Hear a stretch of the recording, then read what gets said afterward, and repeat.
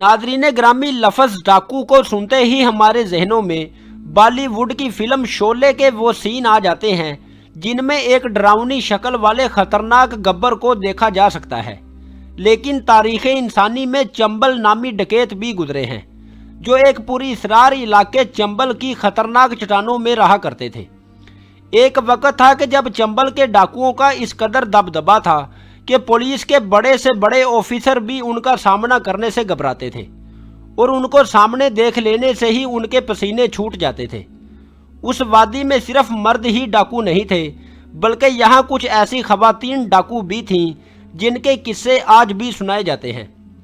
कत्ल, लूटमार और डकैती में ये खवातीन मर्दों के बराबर होती और उन्होंने बिल्कुल मर्दों की तरह चंबल में राज किया। और आज की इस वीडियो में हम आपको चंबल पर राज करने वाली एक डाकू खातून के बारे में बताएंगे, जिसके बारे में सुनकर मुमकिन है कि शायद आपको गुस्से और हैरानी जैसे मिले जुले जज्बात से गुजरना पड़े। उस डकैत खातून ने अपनी ज़िंदगी में क्या कुछ किया और क्या ये खातून वाकई डाकू थी, ये सब आपको आज की इस वीडियो में बताया जाएगा।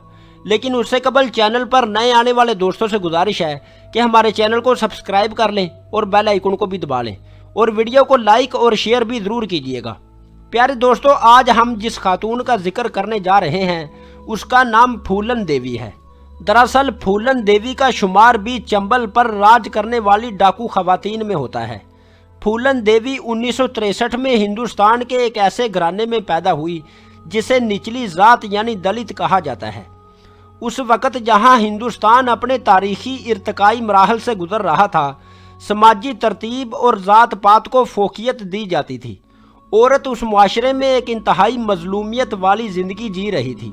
यूं उस मुआशरे की निचली ज़ात में फूलन देवी पैदा हुई। उस वक़्त कोई नहीं जानता था कि ये छोटी सी बच्ची ज़िल्लत आमेज़ ज़िंदगी और तबकाती निज़ाम के ख़िलाफ़ ऐसी दास्तान रकम करेगी जिसे दुनिया भर में याद रखा जाएगा। फूलन देवी के बाप ने गुर्बत से मजबूर महज एक गाय और एक साइकिल के इवज 11 साला फूलन देवी की शादी एक 40 साला लाल पति से कर दी। लाल पति की पहले भी 2 बीवियां थीं जो फूलन देवी से सख्त काम लेती और तशद्दुद करती रहीं। एक दिन फूलन देवी को उसकी सौतनों ने मारकर घर से निकाल दिया। जब वो वापस अपने वालिद के घर जा रही थी तो रास्ते में वहाँ के बाअसर ठाकुरों ने फूलन देवी को अगवा कर लिया। वो ठाकुर 15 दिन तक फूलन देवी को जिनसी ज्यादती का निशाना बनाते रहे और एक दिन खुशकिस्मती से उस कमरे का दरवाज़ा खुला रह गया और फूलन देवी वहां से भाग निकलने में कामयाब हो गई। दोस्तों, ठाकुरों के डेरे से भागने के बाद फूलन देवी अपने वालिद के घर नहीं बल्कि डाकुओं के एक गिरोह के पास गई और वहां के लीडर बाबा मुस्तकीम को अपने ऊपर हुए मुजालिम की दास्तान सुनाई। मुस्तकीम ने फूलन देवी को अपने गैंग में रख लिया। इसका इजहार फूलन देवी ने अपने एक इंटरव्यू में कुछ यूं किया कि लफ्ज़ मर्द के बारे में इतनी नफरत भर चुकी थी मेरे सीने में कि मैंने बंदूक चलाने से पहले और घोड़ा दौड़ाने से पहले मर्दों को गालियां देना सीखा। बाबा मुस्तकीम एक पुलिस मुकाबले में मारा गया। इसके बाद विक्रम उस गैंग का लीडर बना। विक्रम वो शख्स था जिससे फूलन देवी मोहब्बत करने लगी थी। कुछ वक़्त बाद विक्रम एक मुखालफ गिरोह से लड़ाई के दौरान मारा गया और यूं फिर फूलन देवी उस गैंग की लीडर बनी जिसे आज दुनिया में बैंडिट क्वीन के नाम से पुकारा जाता है। अपने गैंग की मलका बनने के बाद फूलन देवी 1981 में वैलेंटाइन डे के मौका पर अपने गैंग के हमरा उसी जगह गई जहां ठाकुर उसका रेप किया करते थे। वहां ठाकुर शराब पार्टी मना रहे थे जब फूलन देवी ने 24 ठाकुरों को वहां से घसीटकर रोड पर डाला और खुद अपनी बंदूक से उन पर गोलियां बरसाईं, जिससे 22 ठाकुर कत्ल हो गए। लेकिन फूलन देवी ने हमेशा इन कत्लों का इनकार किया।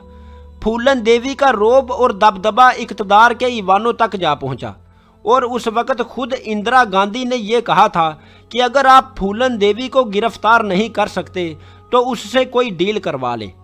1983 में खुद फूलन देवी ने अपने आप को पुलिस के हवाले कर दिया और 1984 तक वो जेल में रही। 1994 में लोकसभा के इलेक्शन में फूलन देवी ने इलेक्शन जीता और लोकसभा की रुकनियत हासिल कर ली और दोबारा इलेक्शन जीता।